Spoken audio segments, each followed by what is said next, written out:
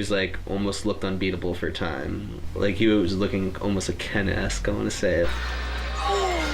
That was legit, man. That was legit. It looked like he was going to kind of like go through this like reign of terror where he's like winning for like 3 years or 4 years.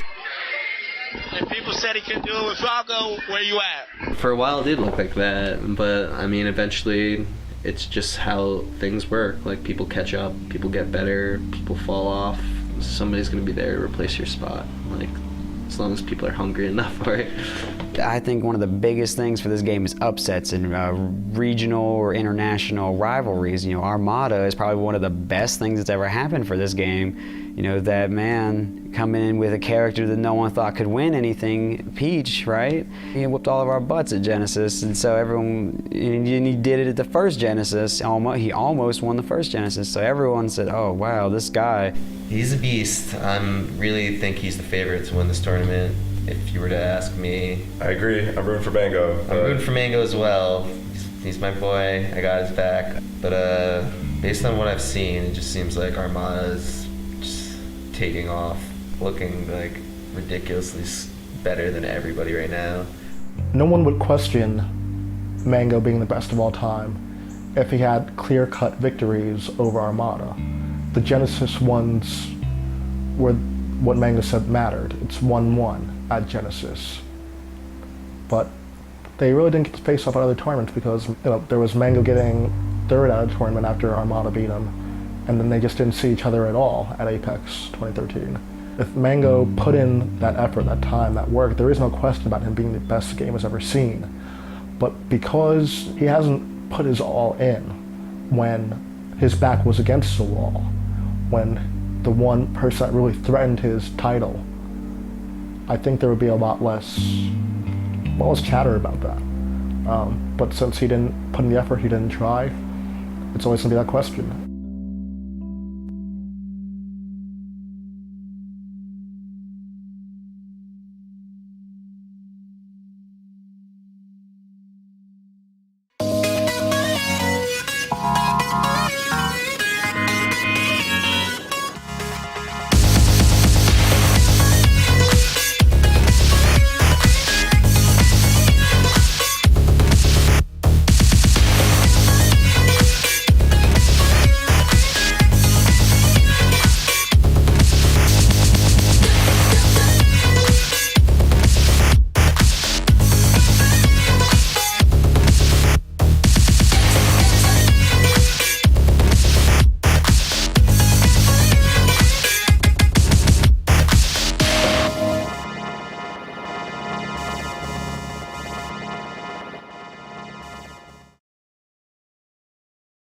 There was a Facebook poll first on EVO's Facebook saying, what games do you want to see at EVO?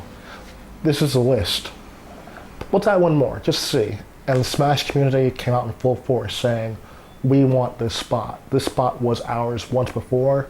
We want to take it back one more time at the very least. And there were some issues. A lot of people were like, the Smash community can't be that well represented. These have to be bots. Someone is like nuking Facebook to give them like 800 more votes. So the EVO staff was like, okay, let's do this the fair way. If your game got over 500 votes, you're in the running. We're gonna do a fundraiser. Whatever game makes the most money, we're gonna fight breast cancer, you get that 8th spot. Oh, I'm sweating over here, man. I don't know if I can deal with it. It came down to Smash and Skullgirls, bit by bit by bit. This race is so close. We'd do an event on stream, and the next night they would have something. And then we'd have something, and then they'd have something. Like $50,000 and we're not done. Like that's amazing to me. I'm as cool as going to breast cancer. Let me just ask for a tiny, tiny bit more support. We haven't even dropped the spirit bomb. That's true right there.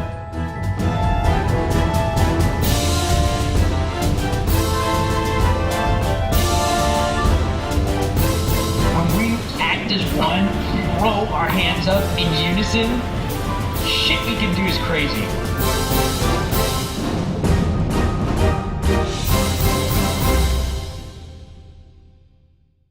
Smash was able to pull it out, but I have to definitely show a lot of respect to Mike Z and the entire Skullgirl staff. It kind of was all surreal until Mr. Wizard pops in and says, "Do you know where we can buy some GameCubes and CRTs because none of our games use them?" MLG Anaheim was probably one of the only examples where people would cheer on Ken when he was still playing and when he was still active, because it was his home turf. I feel like people ostracized him, and I'm not sure if that contributed to his retirement, but like whenever he looks back at Smash and he talks to me on a personal level, he always says chaotic. Like, the Smashing was good for me, but like I don't know if I could deal with all the trash talk and all the like the Smashers anymore, treating me like that anymore. And I said to him, like, maybe if you turn up now, like they're always begging for you to come back, like they miss you, you know, you should really just come back and represent yourself. It doesn't matter if you're good or bad anymore. It's nice to see a familiar face, sticking to his guns and like playing the game that we all love, and we love to see him perform and do his Ken combos, you know. Ken, you here, dude? Hey guys, can you hear me? Oh my god, it's the voice that we all know and love. Even was it's kind of weird getting back to it and thinking, how far we've come since then. Look at the top three then. Ken was in first, Hugs in second, and some tough player named Mango got third. Who would have thought that this many years later, we'd be on that main stage? It's magical. Vegas is gonna be fun.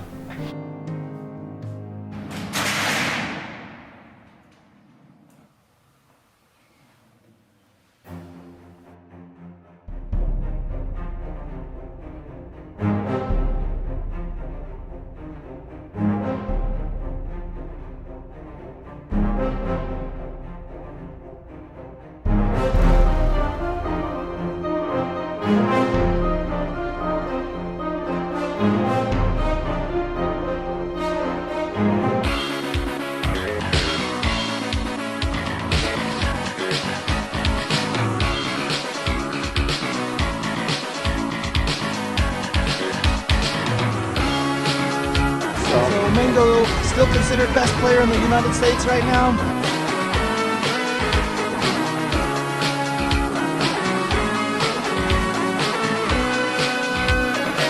This is a tournament everyone wants to see. It's like Virgil with swords.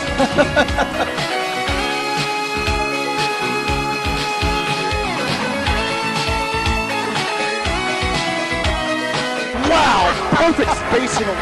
Scott is hit and he can't make it back! Best players are in the U.S. Right. This is the strongest country. That's why Armada winning was such a big deal.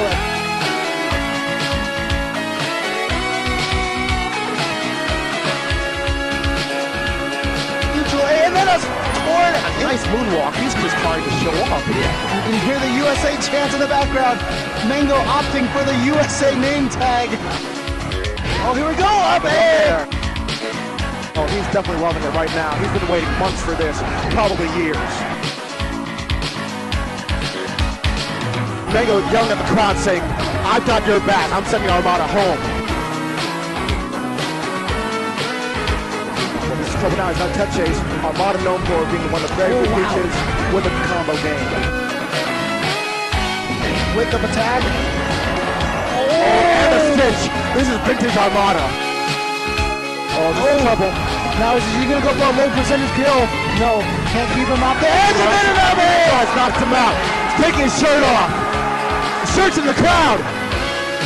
Melee Army's very own Mango saying, "I've waited so long for this one." This is one of the most storied rivalries in this game. These two have had tons of bad blood. He's so close. Pixels away from that blast zone. Bucks needs a miracle right now. Oh, he read that roll! He read that roll! Reminiscent of Genesis. He knew it was happening. He knew it was coming. This is 3 out of 5 at Grand Finals. Oh, nice down A to save himself just from that one situation. But still, there it is! And there it is! The up smash and Wobbles is gonna go down. 3-1 Mango has come all the way back. From loser's bracket.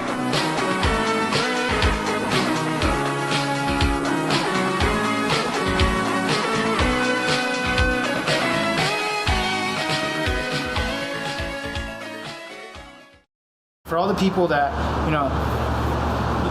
they fiend over getting into the NBA or the NFL and this and that, There are people who don't have that athleticism or just don't find the same kind of pleasure in it. They prefer to use their minds on something else. For those kinds of people, this would have been great, to aspire to be a cyber athlete and then play for money, to be there. And I would have loved that opportunity. I would have done it. I would have dropped everything. I would have done it. People like Wife, people like me, people like Chillin', there were a lot of people heavily invested in the game and trying to make it the next big thing. JV3, M3D, these were people that cared about the game. They wanted it to be something bigger. These people have the same competitive nature that any other athlete does.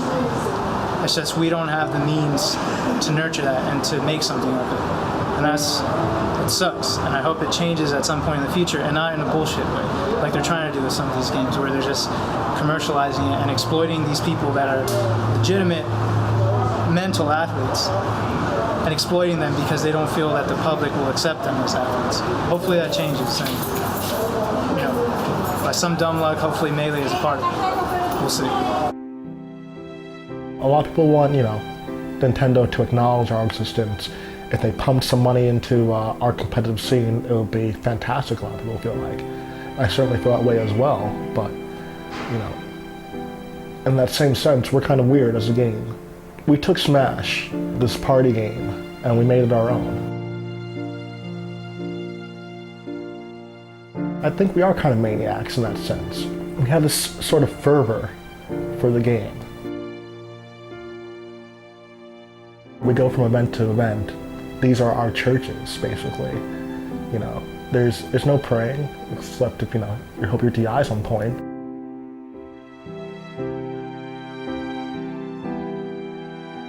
Nintendo won't give us support. We'll put in the legwork. We can do it ourselves. We're still playing this game 12 years after its release. There's another game in between there. That game we weren't happy with. So some people in that community said, why not mod it to make it more like the game we love so much? I think all that does kind of borders on lunacy, but I think, in this case, our love for the game being described as maniacs, not a bad thing at all. I take it as a compliment.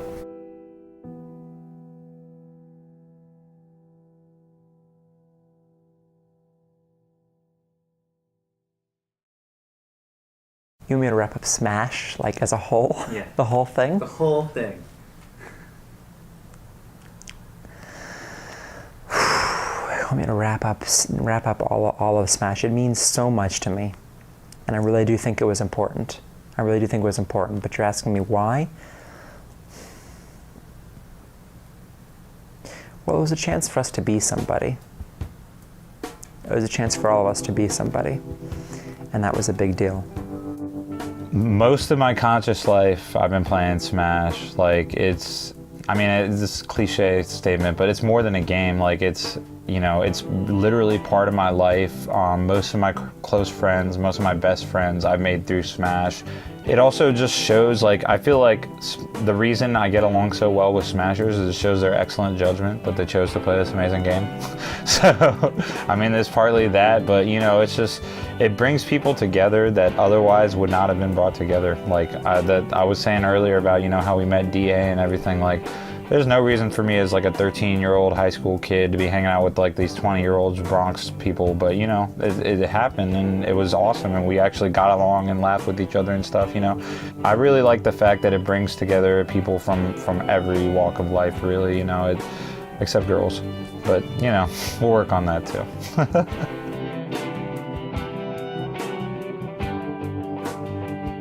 We understand that the small details, the small intimate interactions we have in these very small meetups and small Smash Fest and tournaments make a really big impact, a really big deal on how we can communicate or how we can bond outside of that context. It's not about the Smash. Wobble said this to me a few days ago. He said, Smash Brothers is like an art form. It actually isn't about being the best. It isn't about winning. It isn't about learning matchups or competing in tournaments. It's about turning up at a venue with a game you all love and care about and playing it really cool. Just making it an art form. Just perform kick-ass awesome shit, do awesome combos, invent stuff, be creative. Yeah, and I think that's why we cheer and we rave. That's why we bond. That's why we make friendships. That's why we hang out in hotel rooms and lobbies at 4 a.m. drinking and talking about God knows what. It's not because we play Smash Brothers. It's actually because we're just friends.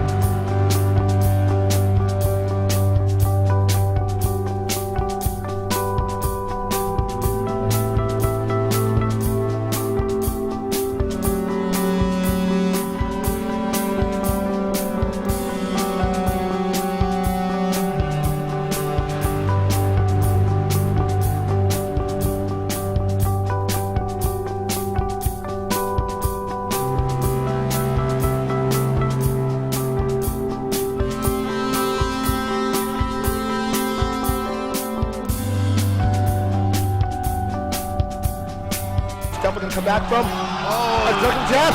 Mewtwo King takes it with a thump out of the tournament. 2 sets. He's done it twice today. The King Mango Nation in ruins because Mewtwo King, the Mega Bus, and the Fire Nation attacked. He rolled in on the Mango Bus. It just took over the Mango Nation. It's a beautiful game. I see it as a symphony. It's a piece of artwork. It's perfect. It is a perfect game, and playing that and learning it and expressing myself through the game was always the most important thing. Smash is jazz. Everything else is classical music. You can have the sheet music in front of you, and it's all about your execution, because you know what sounds are going to come out. Jazz, you have to play some improv in there. You know those scales. You know what notes you want to hit. Can you hit them on time? And if not, what can you do with it? Here I am, like 6 years later, and Smash is still a big part of my life, so I'm in no rush, really. You know, whatever comes along, it might take Smash's place, but like, even if it does, like, there's always gonna be a small part of me that's always gonna, you know, yo, Tom, let's go in the basement. Let me expose that Falco real quick, you know, play a couple matches before we go out to a bar or something. Like, I know it's gonna be like that, and I hope I play when I'm older, because I definitely want to, like, I definitely want to just be old playing Melee. Like, that's just a funny image. Like 35, like, playing, like, this really technical fox. Like, this 35-year-old guy. Like, I just think that's hilarious. Hell yeah, man. Just like, these, like, 18-year-old kids at tournament, I'm just whooping them. Still got it. Will not still play the game if it wasn't for the community. It's like, in the beginning when I started playing, it was more like, yeah, I'm playing Melee. Now it's like, at least half of the part is like, yeah, getting to new more people and see old friends and stuff like that. At MCO, which is the Orlando airport, there were 2 girls holding up signs, one that said wife, one that said husband, to welcome us to Orlando.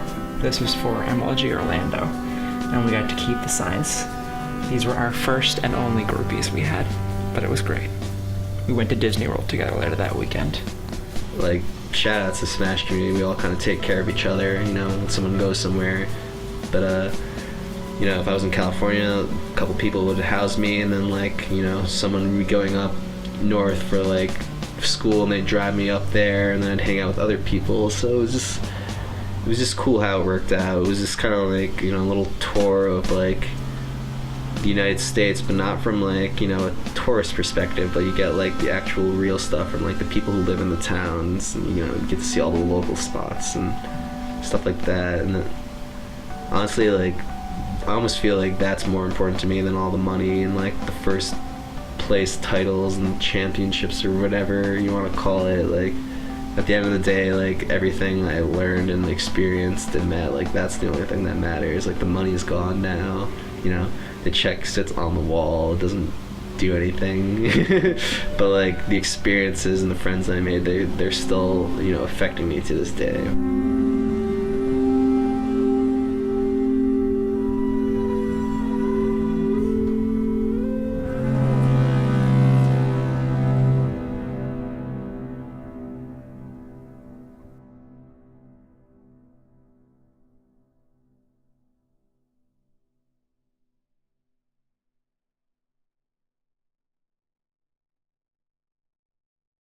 It's a cool game.